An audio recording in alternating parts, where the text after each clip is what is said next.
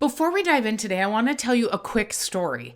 One of my clients had been applying for months and getting nothing but silence. We made one tiny change. We added a single line of recognition from her former director, and it read, Director, HR Partner of the Year. You're the best HR partner I've ever worked with. That's it, one line, and suddenly she started landing interviews. Why? Because recognition isn't fluff, it's proof. Proof that you're not just doing the job, you're standing out in it. And that's exactly what we're talking about today.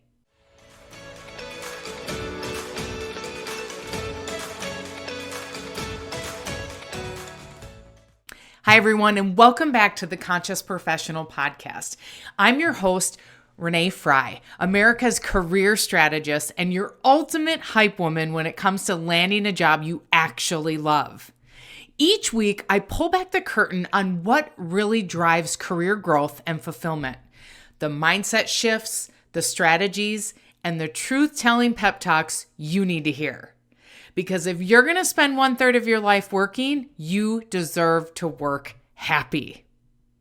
Whether you're new here or a longtime listener, I'm so glad you're here. Let's get intentional, let's get inspired, and let's grow together.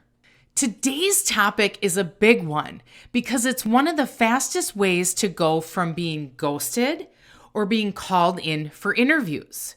We're talking credentials. Which ones actually matter and which ones don't? And trust me, you're going to want to hear this. A candidate I worked with recently had a resume with 2 full pages of credentials, everything from expired certifications to one-day workshops. And guess what happened? Recruiters skipped right past it because the impact was buried under clutter. Here's the truth. Your credentials can either be the reason you get an interview or the reason you're overlooked. And by the end of this episode, you'll know exactly how to decide which credentials belong on your resume and which ones are holding you back. Let's start with what does matter.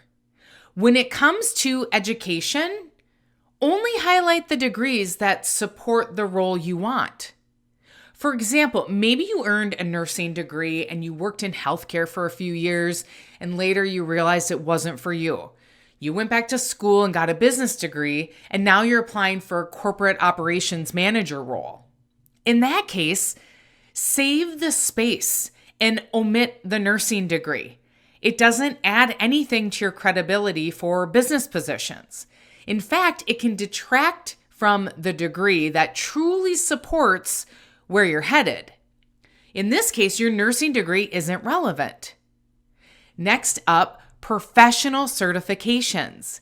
These are huge credibility boosters because they show you've invested time, money, and effort into mastering your craft. Think about it. When a hiring manager sees PMP cert, SHRM, CPA, or AWS on a resume, they instantly know you've put in the work to meet a high standard in your field. These aren't just letters after your name. They're proof that you've been tested, verified, and recognized by an industry authority. For example, a PMP tells employers you can lead projects from start to finish.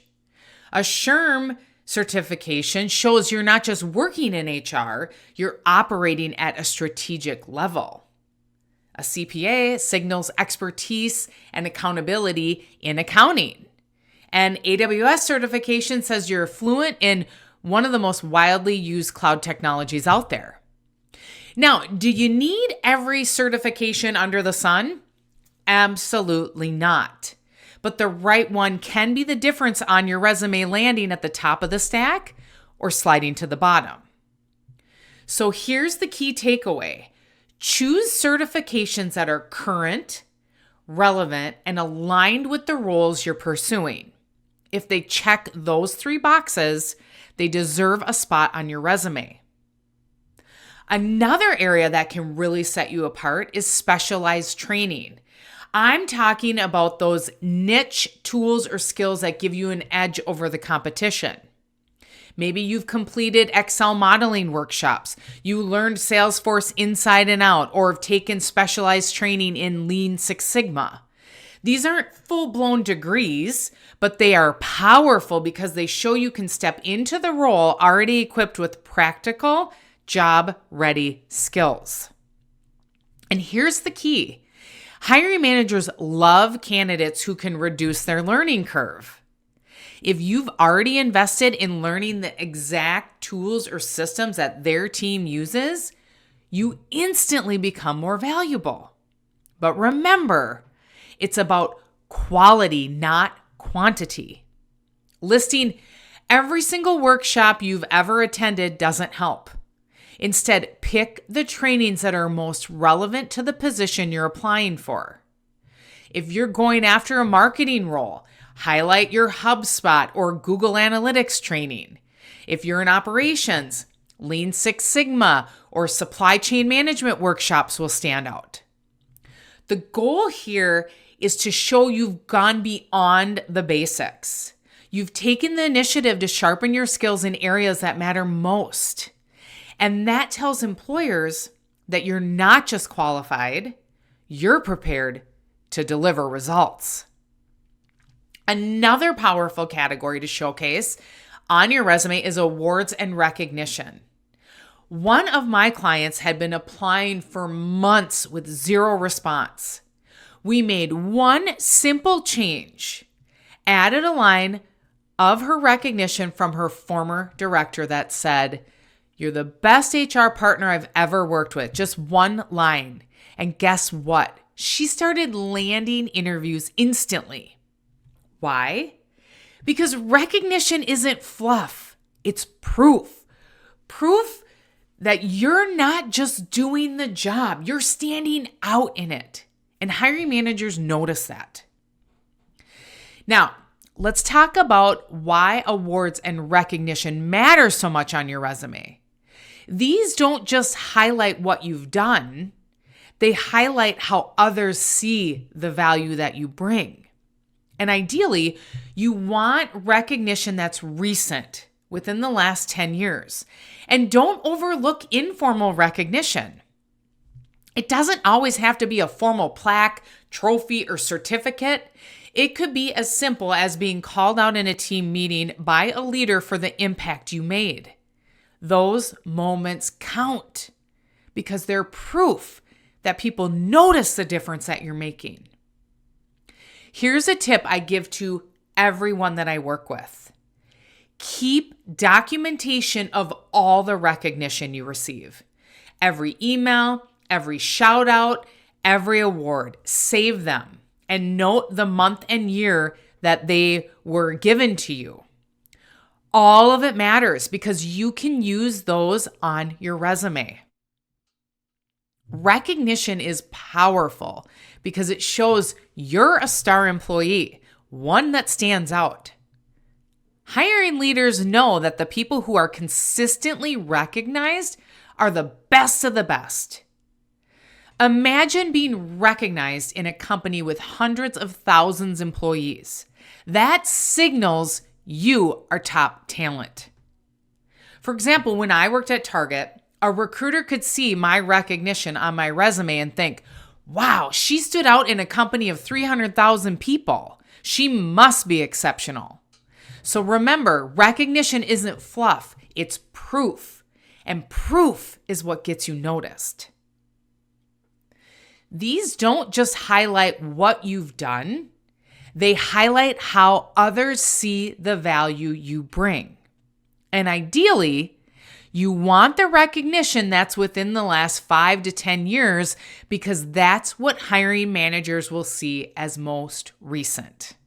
And with your recognition, when you're accumulating it, save the month and year too, because when you add it to your resume, you can show not only what you were recognized for, but when it actually happened. Recency matters. A hiring manager will weigh recognition from the last year much more heavily than something that happened 15 years ago. So for example, writing recognized by VP in June 2023 for leading a cross-functional project that increased efficiency by 25%, instantly tells a recruiter this person is making an impact right now. This is proof that you're not just doing the job, you're standing out. And the more specific you are, the more credibility it gives you. Why? Because awards and recognition show you're a star employee, that you stand out. And everyone knows the people who are consistently recognized are the best of the best. That's the impression recognition creates.